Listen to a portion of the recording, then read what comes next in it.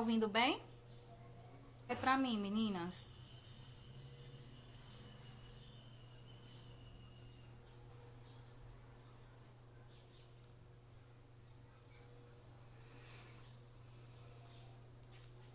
Como é que tá o áudio? Tá ouvindo direito, Simone? Se houver problema no áudio, vocês me sinalizam aqui, tá? Vocês me falam que a gente dá uma verificada aqui.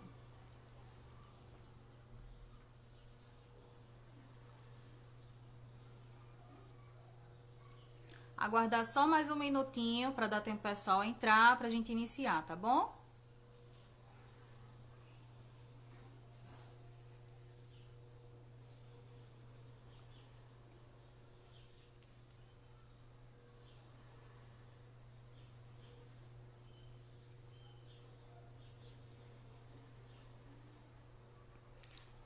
Vão avisando aí o pessoal no zap. Vai chamando o pessoal no zap. Pessoal de Capela, Inhapim. Vamos lá, vamos entrar. Pra gente iniciar a aula.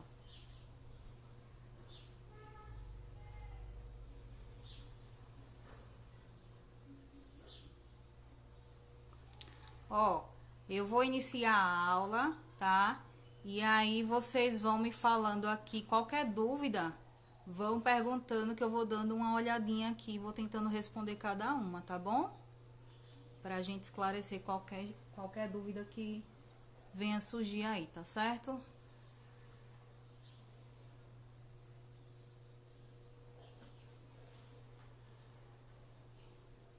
Tati entrou também. 5 pessoas, acho que já dá pra gente iniciar.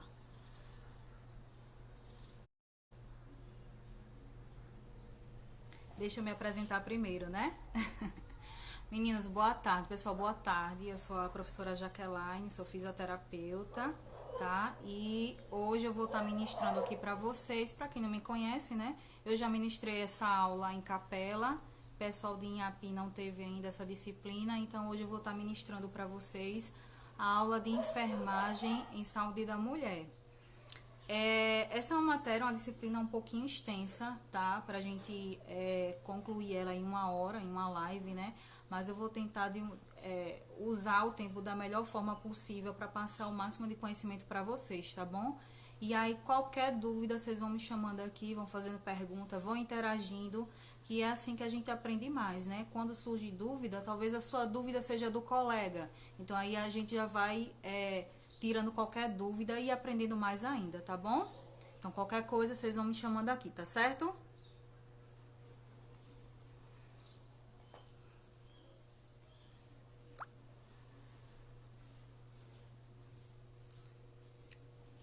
Bom, para a gente iniciar a nossa aula de saúde da mulher, a gente tem que iniciar conhecendo o nosso aparelho reprodutor feminino, né? Conhecendo o nosso sistema, como é que funciona, quais são os órgãos que fazem parte do sistema reprodutor feminino. Então, vamos lá. Tá dando para ver direitinho? A imagem para vocês está boa? Vai me dando um ok aí, tá bom? Ó, aqui a gente tem a imagem do nosso sistema reprodutor, né? Onde a gente consegue verificar aqui mais ao centro, ó, a camada mais profunda do nosso sistema, que é o útero, né? Que ele tem vários revestimentos aqui por tecidos e musculatura também. Aqui nós temos a nossa tuba uterina, né? Que a gente já viu que é por aqui que passa o óvulo para ser fecundado aqui dentro do útero, né? E aqui os ovários, que é onde vai sendo produzido os nossos óvulos, tá bom? Aqui, canal vaginal, né? Uma extensão também, uma musculatura que a gente consegue perceber que é um canal um pouquinho longo, né? Não é tão curtinho. Que vai de encontro, ó, esse canal é onde vai de encontro, vai se encontrar aqui com a camada mais profunda, que é o útero, onde vai ser gerado um feto, se houver fecundação, certo? Aqui em um outro plano, a gente tá vendo outros órgãos que também fazem parte aqui do nosso sistema reprodutor, que estão juntinho aqui, coladinho com o sistema reprodutor feminino, né? Aqui a nossa uretra, onde sai a urina, né? Aqui a vagina. Coladinho aqui a gente tem também, ó, o nosso reto, que é bem coladinho aqui com o canal vaginal. Uma outra visão aqui do nosso sistema, uma visão mais superficial, né? Que a gente ainda consegue ver a olho nu, né? Que a gente faz aqui a visão do monte de pubis, o clitóris, os desculpa, os grandes lábios, pequenos lábios, a entrada da vagina. E aí a gente vai conhecer quais são as principais alterações que ocorrem no período menstrual. Pode acontecer aqui alterações, ó, alterações no volume, né? Hipermenorreia, quando esse volume está aumentado demais, o volume da menstruação você percebe que está um pouco exagerado, um pouco além do normal. E a hipermenorreia, quando esse volume ele tá um pouquinho escasso, né? Aquele volume bem pouquinho, que também não é tão comum não, tá? Então aqui é uma alteração, mas que não quer dizer que vai trazer grandes problemas nem consequências para o ciclo menstrual não, tá? Só que aqui são alterações que a gente vai percebendo nessa situação aqui dos ciclos menstruais. A gente também pode ter alteração, ó, nos ciclos, no período dos ciclos, polimenorreia, oligomenorreia e amenorreia. Poli e oligo quando tem mais de um período dentro de um mês só, né? Quando você menstrua mais de uma vez no mês, tá bom? Isso pode estar ligado a alguma patologia, alguma doença. E aí precisa ser verificado, né? Fazer uma análise com o médico ginecologista para ver o que é que está acontecendo. E a amenorreia, a quer dizer de ausência. A amenorreia quando essa mulher não está menstruando, não tem um ciclo de menstruação regular, tá escasso, não vem nada. Então é uma outra alteração que aqui pode também estar associado a alguma patologia, certo? E ela pode ser considerada primária ou secundária. Primária quando tem quando você não tem nenhuma outra patologia que possa ocasionar esse tipo de distúrbio. E secundária quando ela vem secundária a alguma outra doença. Então uma doença que pode ocasionar essa ausência da menstruação, tá bom?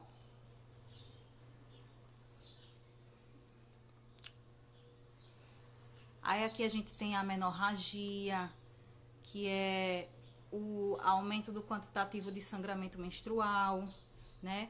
Vou falar um pouquinho mais rápido para a gente poder usar o nosso tempo a favor da gente, tá bom? Que é uma disciplina um pouco ampla, então a gente vai ter que correr um pouquinho para a gente poder ver boa parte do conteúdo, certo? Mas qualquer dúvida, vão me chamando aí, tá bom, gente?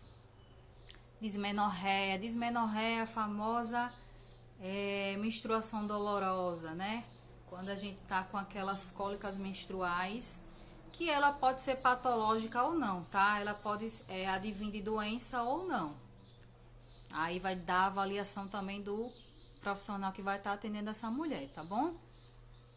Pode acontecer também hemorragias genitais, né? Que ela pode ocasionar de qualquer parte do aparelho genital, não só do útero, pode também ser advinda dos anexos, né, daqueles outros órgãos que estão ali ao ladinho, ao redor do útero, tá certo?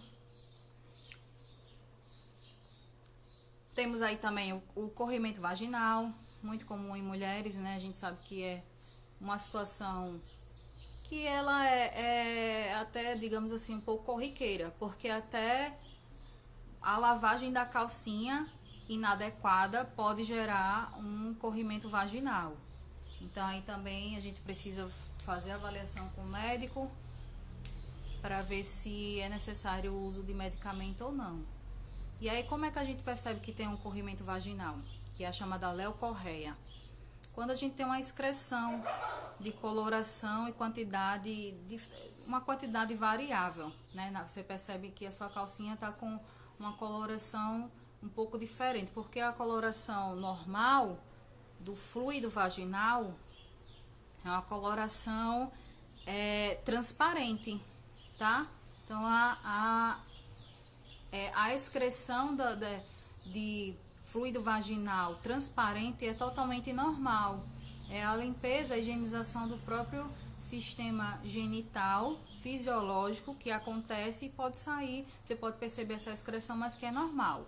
Quando ele tem uma cor, né? Pode ser uma coloração esbranquiçada, marronzada, amarelada. Isso já quer dizer que não é normal. Pode estar acontecendo alguma alteração patológica que leve a esse tipo de corrimento.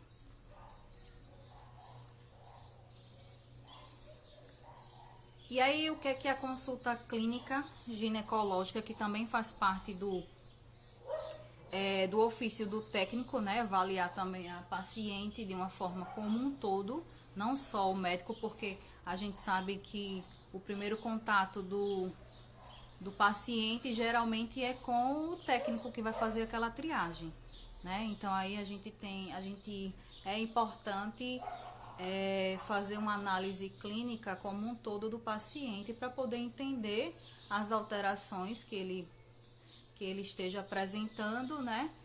Tentar solucionar e passar também para a equipe multidisciplinar, certo? E aí qual é o objetivo dessa consulta ginecológica? A gente tem como objetivo identificar o mais precocemente os distúrbios que possam estar afetando os órgãos reprodutores. Reprodutores como a mama, né, que a gente sabe que também faz parte do sistema reprodutor feminino, e do sistema genital, certo? E aí a gente vai fazer uma análise para uma consulta clínica com aquela paciente para entender o que é que ela está apresentando, o que é que ela apresenta naquele momento para fazer aquela consulta. Que aí pode ser alterações como dor na região genital ou nas mamas, né? As modificações do ciclo menstrual que eu citei agora há pouco, hemorragias, que é um sintoma que a gente sabe que é considerável, né? Que a gente tem que ter cuidado, tem que fazer uma análise mais aprofundada para saber de onde é que está vindo aquela hemorragia, o que é que está ocasionando. Os corrimentos vaginais também, para saber se há alguma doença bacteriana, né? Que precise também fazer o uso de medicamento. Que aí a gente vai passar para o médico e o médico vai fazer uma análise mais profunda, né? Passar ou não algum exame para analisar melhor aquela paciente. Aí a gente vai entrar nas afecções, né? Nas doenças ginecológicas mais comuns aí no mundo ginecológico. As vulvovaginites. Lembra da vulva, gente? A vulva é toda, a gente acha que a vulva é só aquela parte da vagina, né? Aquela parte mais visível, e não é. A vulva, ela abrange toda a parte superficial do sistema reprodutor, que aí faz parte um monte de vênus, a vagina, os pequenos lábios, grandes lábios, toda essa parte que a gente consegue visualizar é chamada de vulva, tá? Então, as vulvovaginites, que são inflamações, né, manifestações infecciosas, que podem acometer a vulva. E aí a gente pode perceber que essas inflamações podem ser de forma aguda ou crônica. Aguda quando acontece a primeira vez, né? A pessoa está sentindo a dor, alguma alteração pela primeira vez, e crônica é quando é recorrente, né? Sempre está acontecendo esse tipo de manifestação que acaba se tornando crônico. Aí pode acometer, como eu falei para você, toda a parte da superfície vaginal, né? De todas as particularidades que a gente consegue observar, né? Pequenos lábios, grandes lábios, entrada da vagina, até chegar na porção mais interior, como o colo do útero, né? A bexiga, o ureter, o ânus, a porção mais interior. Então aí a gente tem que fazer uma análise direitinho com esse paciente para não chegar a esse ponto de ter um acometimento mais interior, um pouco mais grave. E aí, ó, a gente consegue perceber essas vulvovaginites através das manifestações por secreções, por dor, ardor, prurido, que é a coceira, né, naquele local, a dor a urinar, edema, que é um pouco mais difícil de acontecer, só se já houver uma manifestação inflamatória muito grande, de grande porte, aí pode apresentar o edema, né, mas não é tão comum. E a hiperemia, vermelhidão no local da infecção. Então, essas manifestações aqui podem ser advindas aqui de vulvovaginites, tá?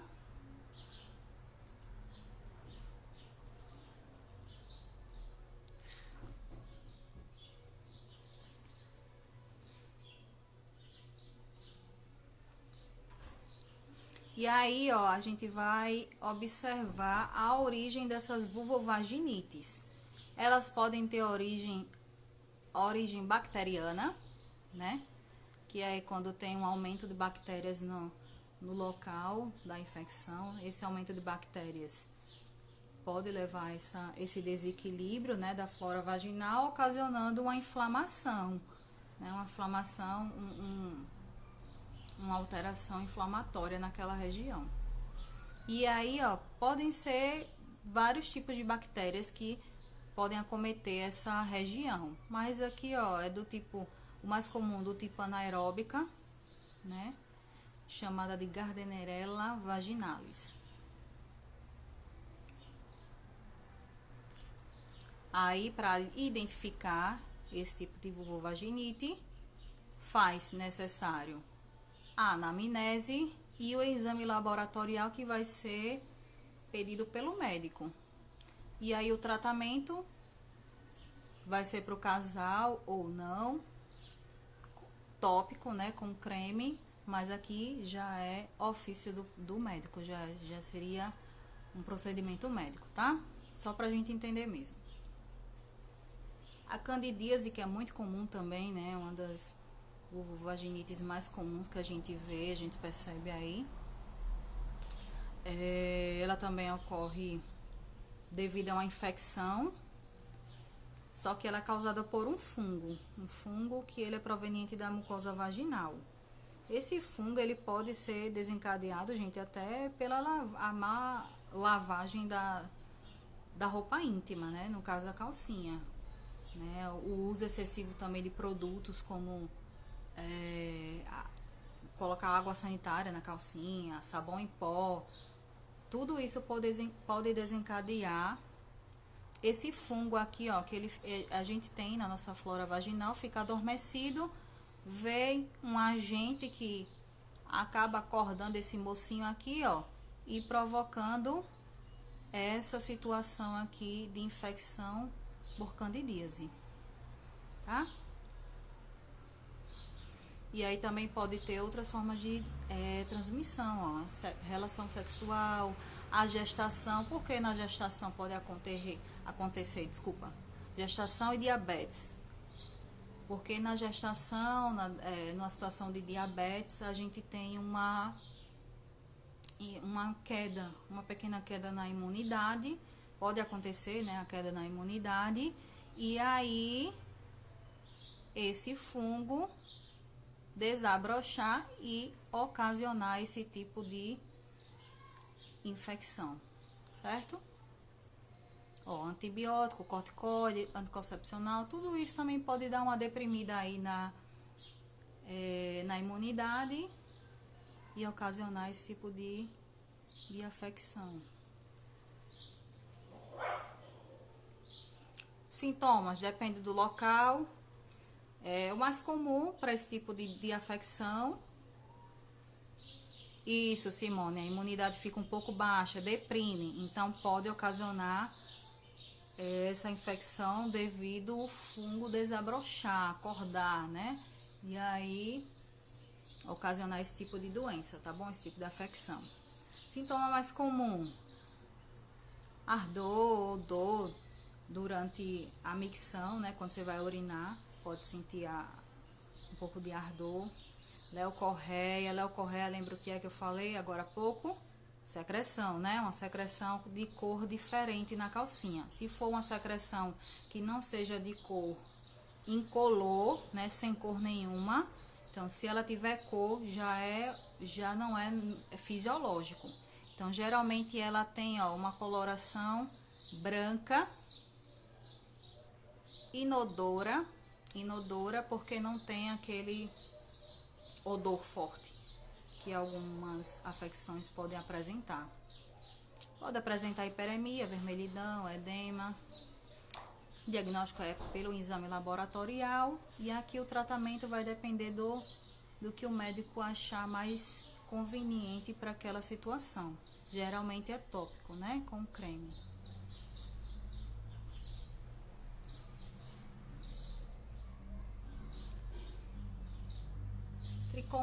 Tricomoníase, causada pelo Trichomonas vaginalis, uma bactéria também.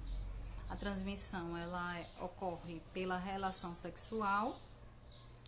Sintomatologia, vocês vão percebendo que a sintomatologia dessas afecções são muito parecidas, né? Por isso que o médico geralmente ele indica o exame laboratorial para ver qual o tipo de bactéria que está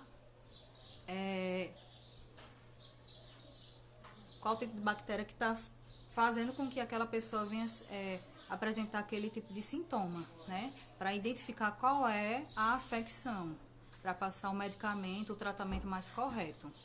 Ó, sintomatologia, leucorreia, né? A famosa secreção. Só que aqui, ó, ela vem de cor amarelada ou esverdeada. Já tem um odor, né? Que lá na nossa afecção anterior não tinha. E ele geralmente é um odor fétido.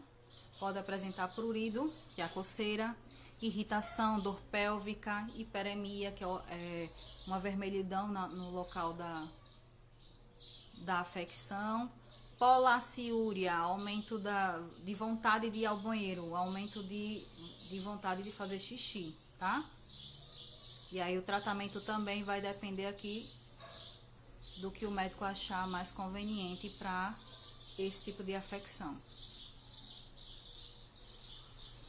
Olha o Bartô, Simone, lembra da aula? Bartolinite.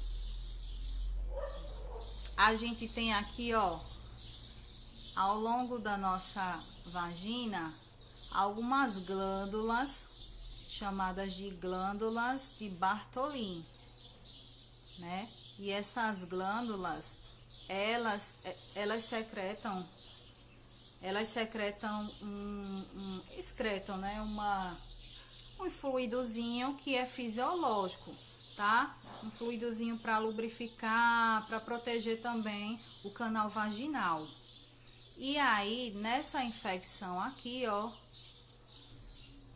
essas glândulas, elas podem ficar um pouquinho aumentadas, elas ficam um pouquinho inflamadas. Viram um aspecto, se vocês perceberem alguma paciente com as bolinhas, parecem umas bolinhas ao longo do canal vaginal, vocês podem aqui já desconfiar de que seja uma bartolinite, né? Uma infecção da vulva. E aí ela pode ser também de forma mais aguda, né, da primeira vez, que acontece isso com a pessoa, e crônica quando essas glândulas se apresentam já, ó, como cisto. Aí essa deformação, né, essa bolinha que forma lá no canal vaginal, ela vai ficar permanentemente, porque ela já virou um cisto na forma crônica. Vou pensar no seu caso, viu, Rai?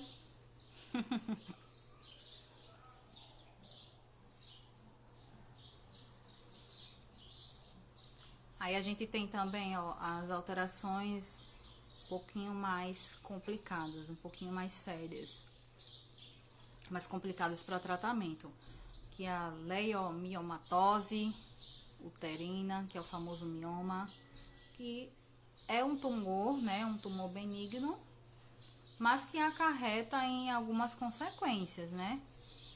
Esse tumor, ele tem etiologia, origem desconhecida.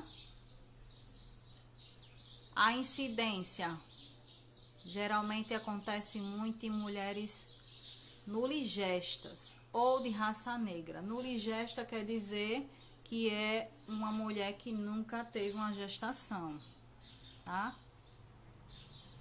E aí, ó, 25% dos casos causam sangramento uterino, um sangramento anormal, um sangramento que seja fora do período menstrual, né? E ele também pode ocasionar, ó, volta aqui, só um minutinho.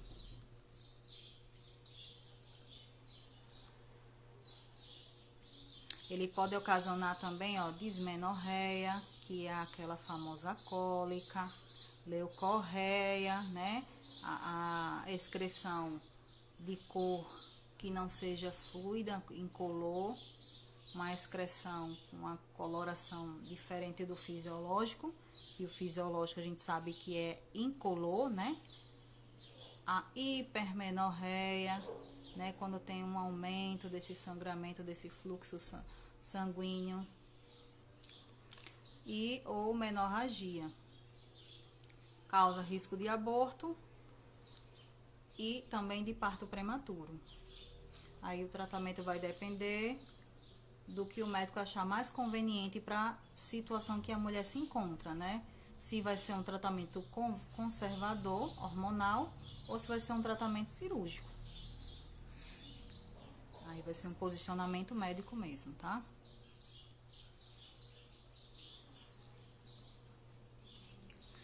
Câncer de colo de útero. Câncer, a gente sabe que quando a gente tem um distúrbio, né, em algumas células do corpo, e não é diferente no sistema genital, e aí afeta as células do colo do útero, que aí essas células vão se reproduzindo de forma desordenada, formando um tumor. Também tem etiologia, a origem é desconhecida, não se sabe o porquê que isso acontece, de onde que surge. E isso, Simone, vai depender de cada caso. Por isso que é importante a anamnese, né? A avaliação para ver como é que aquela mulher se encontra, o que é que ela, porque assim ela pode apresentar vários sintomas, né? E aí, dependendo do que ela apresentar na anamnese, é que o médico vai averiguar, avaliar qual o melhor caminho para tratamento, né? Se vai ser cirúrgico, se vai ser através de medicamento, né? Um tratamento mais conservador, vai depender de cada caso. Aí, voltando para o câncer. A incidência do câncer de colo de útero, ela é maior entre mulheres entre 25 e 60 anos de idade, né? Ou seja, naquele período fértil, né? No período mais ativo da mulher. Fatores de risco: atividade sexual em idade precoce, né? Adolescente e até adolescente, a gente vê que com idade, jeito de criança ainda, né? Entrando na atividade sexual precocemente também pode ser um fator de risco. Mulheres que têm vários parceiros, histórico de doenças sexualmente transmissíveis, né? Reincidência de doenças. Lembra que a gente falou que pode se tornar crônico algumas doenças? Então, se ela já tem essas doenças transmissíveis de forma recorrente, também pode ser um fator de risco. A baixa condição socioeconômica, ela entra como fator de risco porque às vezes a pessoa não tem condições, no local onde ela vive ela não tem acesso a exames básicos, né? Exames que as mulheres precisam fazer anualmente, básico, né? E não tem dinheiro para fazer esses exames, então essa baixa condição pode ser um fator de risco devido a pessoa não ter condições de se cuidar, né? De se prevenir. Aí, no caso, entra mesmo a prevenção. A prevenção escassa devido às condições econômica precária. E aí, essa doença, né, a instalação do câncer, ele é uma instalação demorada, de cerca de 10 a 20 anos. Então, assim, se a mulher ela faz prevenção anualmente, né, se cuida, dificilmente ela não vai descobrir uma situação de câncer. Ela não vai descobrir precocemente, porque aqui, ó, ele leva de 10 a 20 anos. Então, se a mulher se cuida, aumenta muito aí as chances dela descobrir precocemente e fazer o tratamento. Exames de rotina, sim, Simone.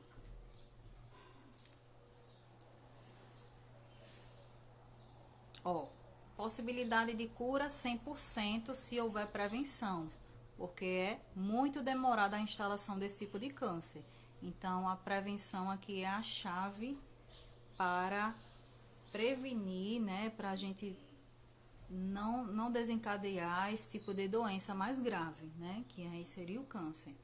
Olha aqui o exame de rotina que a gente pode estar indicando para a nossa paciente fazer de forma pelo menos anual, né? Aí tem o famoso Papa Nicolau, citologia, onde é colhido aqui, ó, onde é colhido a secreção lá dentro do útero, colhido uma amostra para fazer análise, né? Para ver se há uma alteração dentro dessas células do útero, se há necessidade de algum tipo de tratamento. Câncer de mama, outra alteração grave que pode acometer o sistema genital feminino. A mama também faz parte do sistema genital. Muito parecido lá com o desenvolver do câncer do colo, também aqui na mama é uma forma desordenada das células, né? Exacerbada, que aí ele gera um nódulo, e ele leva cerca de 6 a 8 anos para atingir 1 centímetro de diâmetro, possibilitando as chances de descoberta precoce da doença. Então, também é um tipo de câncer que ele é lento, né? O desenvolvimento dele é lento. Então, se a mulher se cuida anualmente e faz todos os exames de prevenção, dificilmente ela vai chegar a uma situação de câncer tardia, né? Ela vai ter um diagnóstico mais rápido, precoce, para que aumente as suas chances de cura. A etiologia também é desconhecida, a origem do câncer é desconhecida em geral, né? A incidência geralmente é em mulheres acima de 40 anos. E aí temos fatores de risco que também tem a ver aqui, ó, com a menstruação. A primeira menarca, a primeira menstruação antes dos 11 anos de idade, quando ainda o indivíduo é criança, né? Ainda não é um adolescente, um pouco cedo. Primeiro parto após os 30 anos de idade. Nuliparidade quando nunca teve um parto, nunca houve uma gestação, tá? Menopausa após os 55 anos de idade, já seria uma menopausa um pouco tardia. Histórico familiar e alguns outros também, são muitos fatores, né? A gente sabe que muita coisa pode ser fator de risco para o câncer em geral, porém a origem sempre é desconhecida. Diagnóstico aqui nesse tipo de câncer, ó, autoexame. A gente esquece desse danadinho aqui, ó, que faz toda a diferença. Então isso aqui, vocês como técnico de enfermagem, podem estar fazendo aqui esse alerta, ensinando as suas pacientes como fazer esse autoexame, né, conscientizando para que elas façam esse diagnóstico aqui precoce, ó, para quando chegar aqui no exame de imagem, o médico já ter uma noção de que pode ter uma alteração naquela mama. Ó, 80% dos casos são descobertos pelo autoexame, então é muito importante para a prevenção do câncer, tá? Como é que é feito esse autoexame das mamas? É feito pela inspeção e pela palpação. Inspeção, a gente vai estar de frente para o espelho, olhando se há algumas possíveis alterações ao longo da mama, né? Se ela apresenta algum sinalzinho, né? Alguma alteração na coloração ao redor da auréola, né? Se ela tá, se há uma excreção da mama, né? Se tá saindo alguma secreção da mama, que se a mulher não tá gestante e começa a sair secreção da mama, não é normal. Então isso já é um indício, né, de que a gente tem alguma alteração nessa mama que tem que ser investigado. E a palpação, a palpação você pode fazer no plano aqui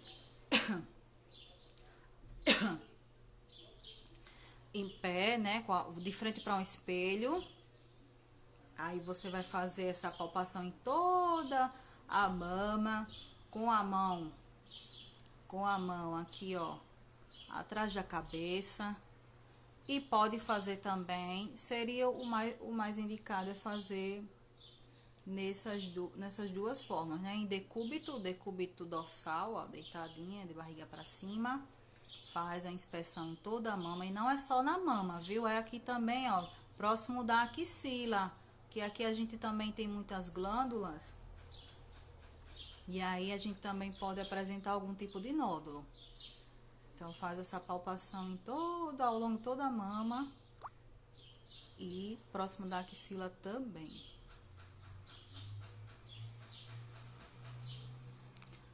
Câncer do endométrio.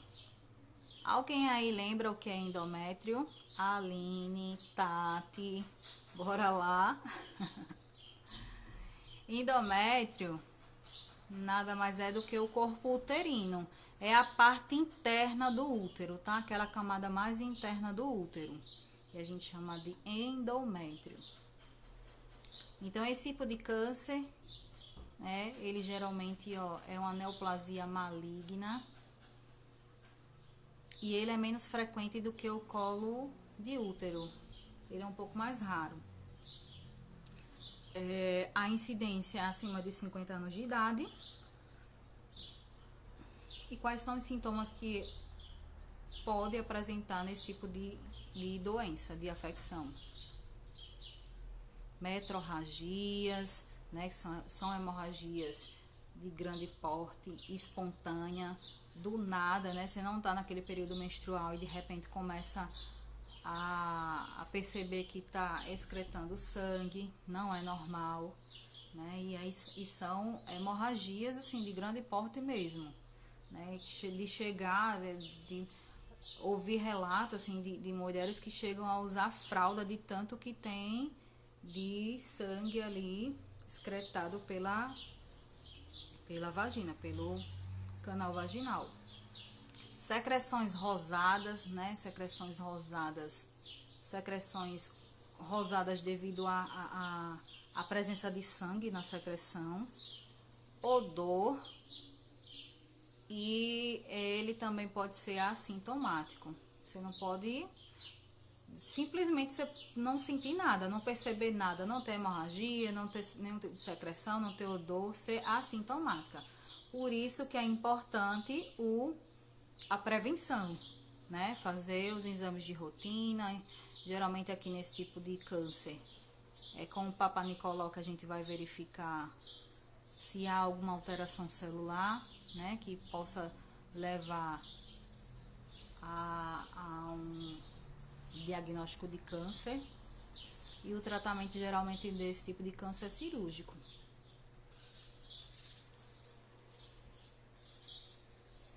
Câncer vaginal, né, de toda a extensão da vagina, ele é raro e ele geralmente é secundário, né, então ele geralmente ocorre devido à mulher apresentar alguma outra doença que pode desencadear esse tipo de câncer, né, e aí ele geralmente é decorrente de metástases, quando a pessoa já tem algum tipo de câncer, né, no sistema genital, que aí ele vai e causa também uma desordenação das células no canal vaginal, levando a câncer nessa região também.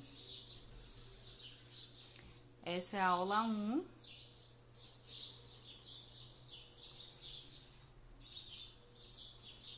Vamos entrar aqui na aula 2, tá?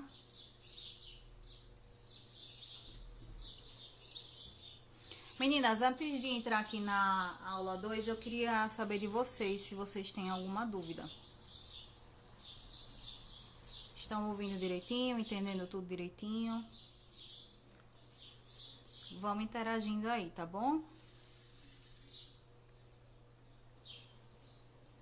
Aqui na aula 2, a gente vem falar sobre os métodos contraceptivos, né? Os métodos que são mais eficazes e menos eficazes. Os menos eficazes. Aí a gente tem aqui o coito interrompido, quando a relação sexual ela é interrompida antes da excreção do esperma, né? Para que não haja fecundação, mas a gente sabe que não é 100% eficaz, porque o homem ele pode liberar um fluido, e nesse fluido pode conter espermatozoide, tá? E aí podendo levar a uma gestação, e uma gestação indesejada, não planejada, né? Oginoquinaus, né? Aquelas famosas tabelas que a mulher faz aquele cronograma dos dias fértil, que tá fértil, que não tá fértil, também não é 100% eficaz, porque nós sabemos que o nosso sistema, nosso organismo, ele é variável, né? Ele pode estar mudando, o metabolismo pode estar mudando a todo momento ele vai estar de uma forma diferente, levando a uma situação de ineficiência desse tipo de método. Temperatura basal do corpo também não é um método eficaz. É verificada a temperatura da mulher para ver se naquele momento ela vai estar fértil ou não, de acordo com a temperatura. Não é um método eficaz. E esse Billings, que seria o muco cervical, que aí a gente faz a verificação do muco, quando a mulher ela apresenta uma excreção, né, na calcinha de um muco, uma excreção um pouquinho grudenta, né, um fluido incolor, um pouquinho grudenta, quer dizer que as pessoas acreditam que nesse momento a mulher estaria mais fértil, mas não é um método que a gente tem comprovação científica, tá bom? Vamos para os métodos que têm comprovação científica, que são eficazes de verdade, como contraceptivo, como catarro. É isso mesmo, Simone. Parecido com um catarrinho mesmo. Um catarrinho incolor, tá bom? E aí a gente entra nos métodos eficazes. Cordão masculino e cordão feminino, que são as famosas camisinhas, que a gente sabe que tem eficiência não só como contraceptivo, mas como um método de prevenção de doenças, né? Que a gente sabe que a gente viu todas aquelas doenças, todas aquelas afecções, a maioria tem correlação com o coito, né? Com a relação sexual. Então, usar um método contraceptivo não é só para evitar uma gestação, mas para se proteger de doenças, né? Muito importante para a prevenção. E aí, além da camisinha masculina e feminina, a gente tem o diafragma, né? Que ele também é um método eficaz. O método contraceptivo oral ou injetável, a pílula, né? A pílula também é eficiente se tomada de forma correta, né? Porque a gente não pode achar que, tomo pílula hoje, amanhã eu esqueci, mas depois eu tomo. Não é assim. Tem que ter uma regularidade. Se você toma de forma regular, certinho, o horário tudo certinho, a injetável também. Então, aí se torna um método eficaz para não haver uma gestação indesejada. E o DIU, que também é um método eficaz, mas é um método invasivo, né? A gente sabe que precisa ter uma pequena cirurgia, como se fosse uma pequena cirurgia para introdução desse método, mas ele se torna muito eficaz. E aí a gravidez, né? Ela é um fenômeno reprodutivo que acontece através de uma relação sexual durante o período fértil da mulher, que é chamado de período de ovulação. E aí a gente tem a ação de dois hormônios que vão estimular essa ovulação, que é o folículo estimulante, FSH, e o luteinizante, LH.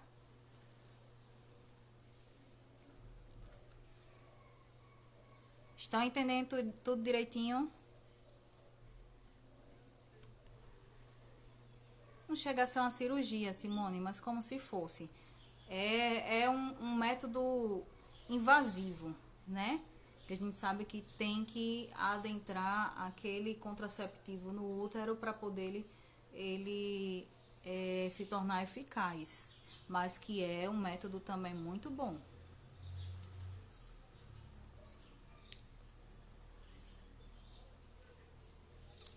Como eu falei lá na fisiologia, na anatomia, que a gente viu logo no início, aqui ó, no ovário é onde é produzido o óvulo, né? E esse óvulo ele vai adentrar aqui pelas tubas uterinas. Quando ele é fecundado, ele vai entrar pelas tubas uterinas até chegar lá no endométrio, no útero, né? Na parte mais interior, certo?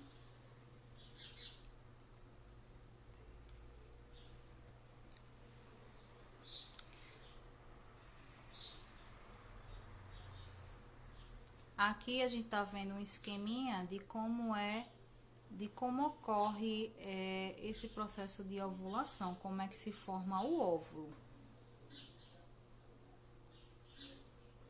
Na fase folicular, né, aquele hormôniozinho que vai estimular a produção do óvulo, ele vai se formando, né, vai tendo um aumento desse óvulo até chegar a romper o folículo que protege o óvulo.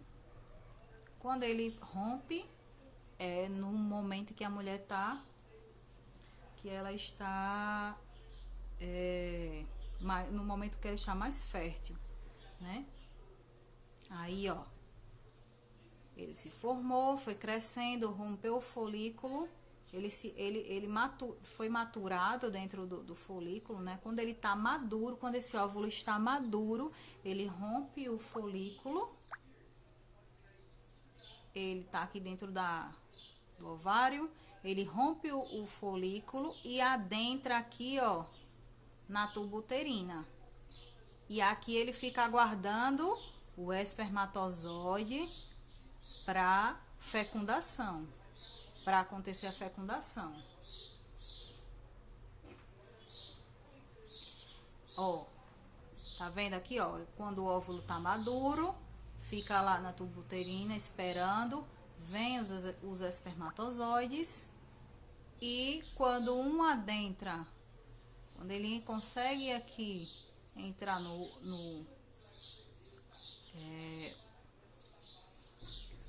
quando ele consegue entrar, ele ocorre a fecundação, né? E aí, quando ocorre a fecundação, inicia-se a diferenciação celular, né? Essa célula, ela começa a se diferenciar, ela começa a se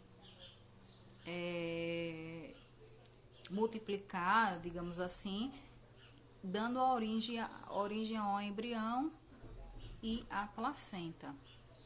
Ó, aqui mais um esquema para vocês entenderem direitinho. Tá dentro do ovário, foi maturado, rompeu o folículo e foi para a tuba uterina. Chegou na tuba uterina, ele aguarda o espermatozoide. Quando, ó, aqui os espermatozoides estão bem pequenininhos aqui, ó, onde está a setinha. Quando um consegue adentrar o óvulo, aí começa a diferenciação celular. Fecundou, o óvulo já vai começar a se diferenciar para multiplicar, né, as células para poder formar um embrião. E aí ele vai ao longo, ó, da tuba uterina se diferenciando, ó, se dividindo em duas partes, que é estágio 2, em quatro células no estágio 4, em 8 células e assim por diante, até chegar lá no útero como um embrião.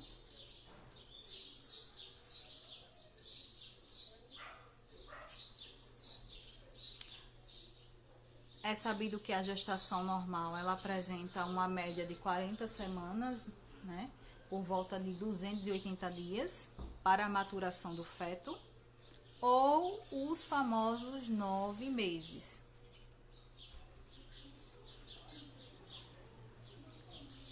Aí aqui a gente vê alguns sinais e sintomas de presunção de gravidez, de que aquela mulher pode estar com uma gestação, um processo gestacional.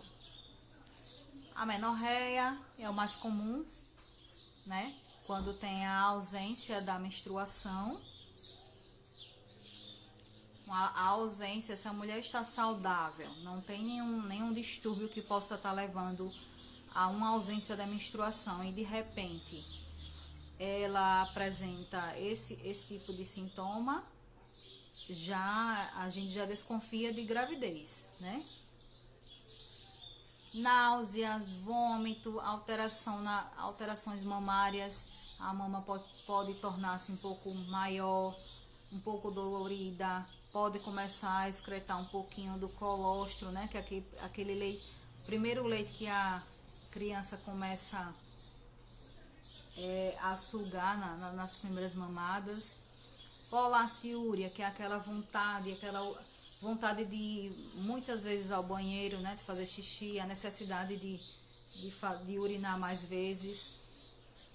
E aqui, ó, vibração ou tremor abdominal. Se o feto já tá em um certo desenvolvimento, a mulher pode sentir isso aqui, a vibração ou tremor abdominal.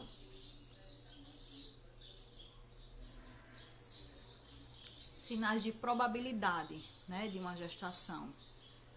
Aumento uterino, o útero ele aumenta um pouquinho para que haja o desenvolvimento do feto. Alterações da coloração da vulva. Lembra? A vulva é toda a parte externa do órgão genital feminino. Pequenos lábios, grandes lábios, vagina, monte de Vênus. Então pode ter uma alteração na cor dessa região. Geralmente torna-se um pouquinho mais escura. Sinal de rebote pode ter um certo... como se fosse estremecer-se também na região da barriga, do útero. E aqui o mais correto, mais eficaz, né, para se ter a certeza se está acontecendo uma gestação naquela mulher, é o teste de gravidez. Que aí sai da presunção e vai para a confirmação, né?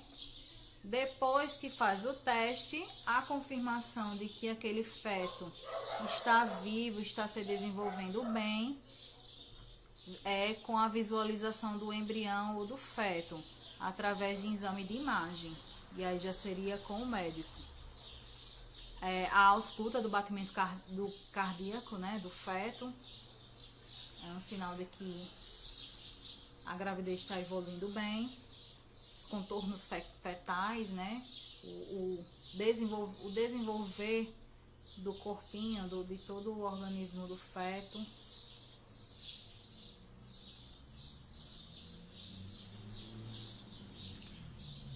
E aí a gente sabe que o pré-natal ele é super importante, é eficiente para a gente assegurar que a mulher tenha um desenvolvimento tranquilo, um desenvolvimento bom, né, da sua gestação, que o feto se desenvolva saudável, e até para prevenção e detecção das patologias que podem, né, atingir, que podem afetar tanto a criança, né, tanto o feto como a mãe.